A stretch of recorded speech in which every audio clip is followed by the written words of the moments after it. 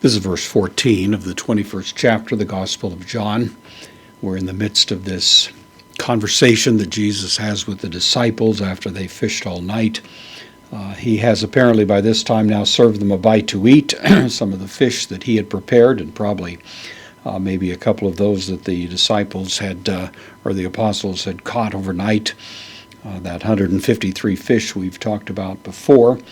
And now John adds a parenthetical remark here at verse 14. So we have tuto, this is the accusative of the demonstrative pronoun, the neuter, singular. So this, and then ade, indeclinable adverb, means already, and triton, which is also an indeclinable adverb, and it would mean third.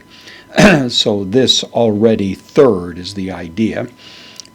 Being in the accusative, it's suggesting an accusative of a measure of time, so this already third. And then ephanerothe. This is from phanerao. It means to manifest something, to display it, to make it known. This is the passive here, so it's the third person singular aorist passive indicative. So this is now the third time he was manifested.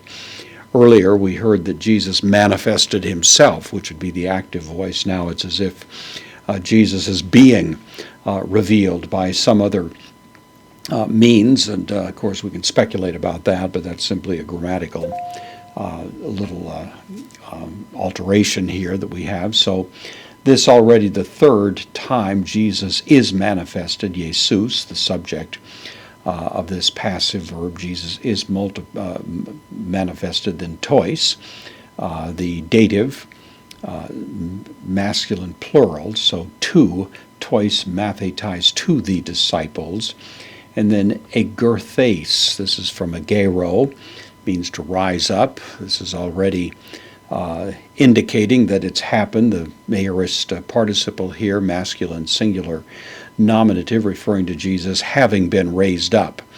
Again, it's an aorist passive participle, so it's the third time that Jesus has displayed himself to his disciples having been raised up, ek nekron, out of the dead, or from among the dead. John, of course, is delineating this according to the report he's himself given us. We had the first appearance of Jesus on the day of the resurrection, actually. Thomas was absent.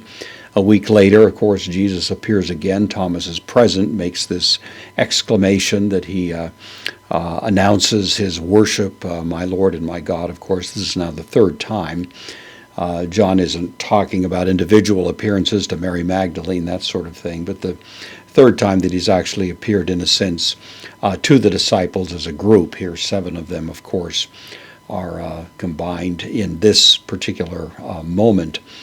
John is clearly trying to supplement the synoptic tradition and wants to make it clear that while there were other appearances of Jesus, this is the third in the series to the disciples gathering as a group.